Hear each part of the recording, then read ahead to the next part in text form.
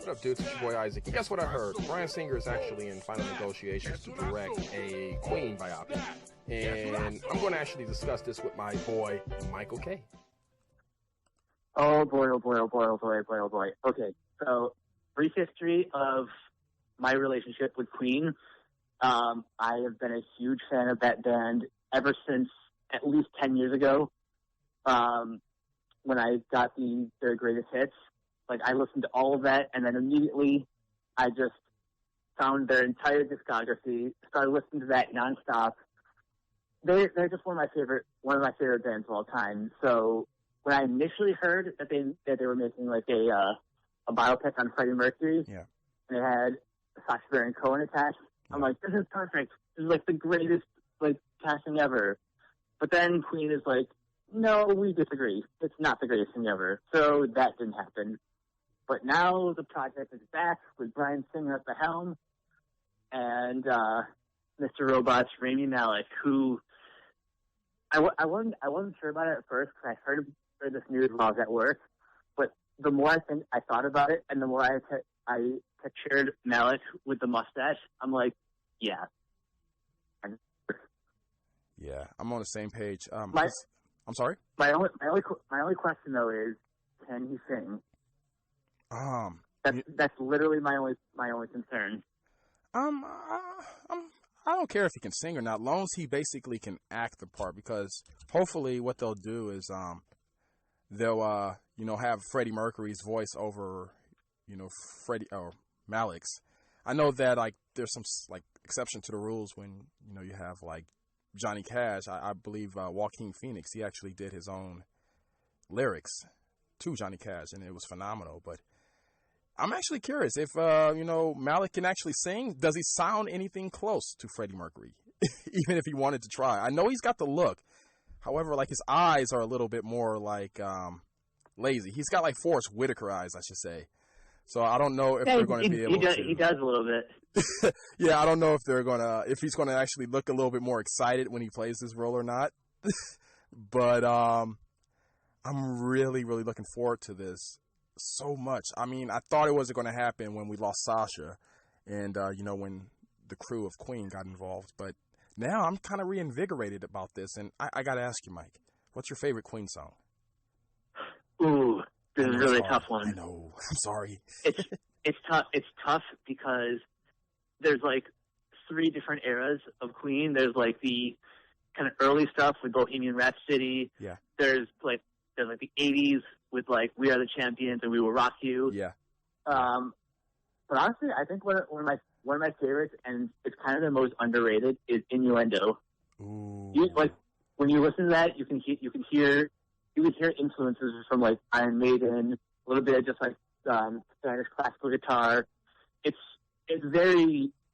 I think it's one of the more progressive songs, and that's why I like it. Oh, okay. Well, that's good to know because guess what?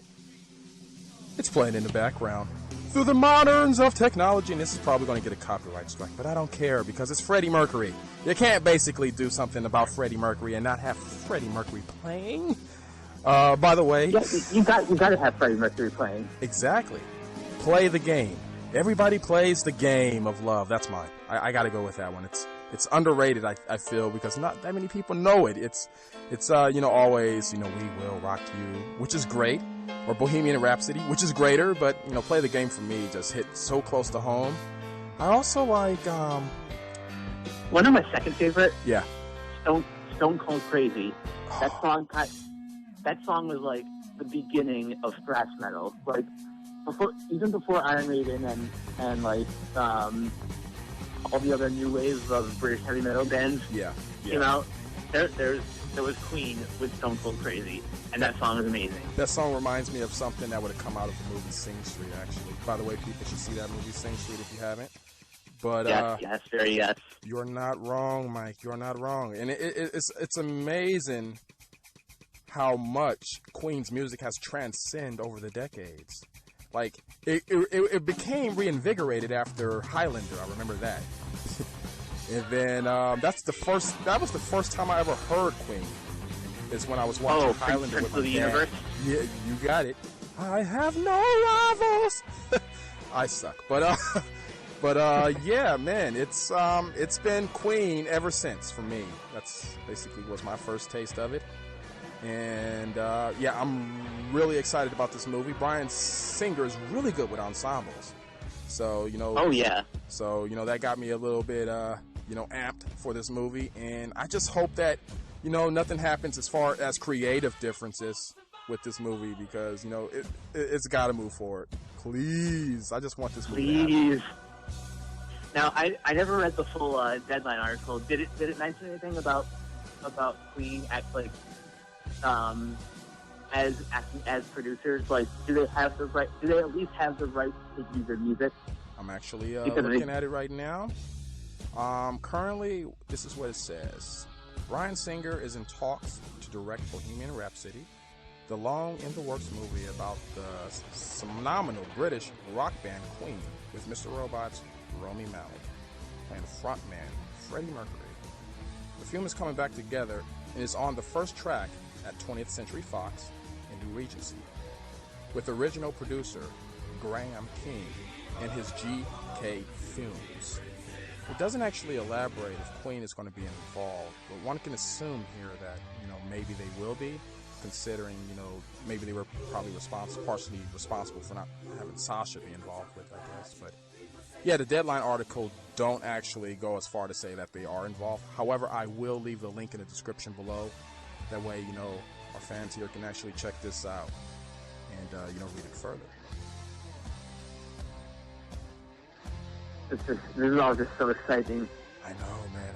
I can like taste it. I'm actually going to play some Grand Theft Auto 5 and listen to some Queen a little bit later. Maybe get some Taco Bell. Because Taco Bell. Right? Burrito Supreme. Because you can't have too much Taco Bell. That's bad for your stomach. But if you do it in small doses, play one video game, it's all good. That's how Ash would say in, you know, Evil Dead. But, you know, what do I know? Oh, man. But, Mike, it's always a pleasure to have you here, man. Before I let you go, though, anything you want to talk about? Just look out on geeksgamers.com for my review for Trolls. Okay. And stay tuned for the rest of the weekend. I'll have reviews up for JT and the Tennessee Band, Doctor Strange, and Hacksaw Ridge. Nice. And I'm going to watch JT and the Tennessee Band on Netflix before I go to bed, I promise, because you got me a little curious on that. I love Justin Timberlake, and I didn't even know he was doing anything on Netflix, so thanks for that, actually, giving me that recommendation. And you guys can find me on Facebook, The Dude's Movie Review, and on Twitter, The Guys at 360. And if you guys like what you hear and you want to hear more, subscribe to Two Brothers. I'll leave a link in the description below. One love and deuces. Play the game.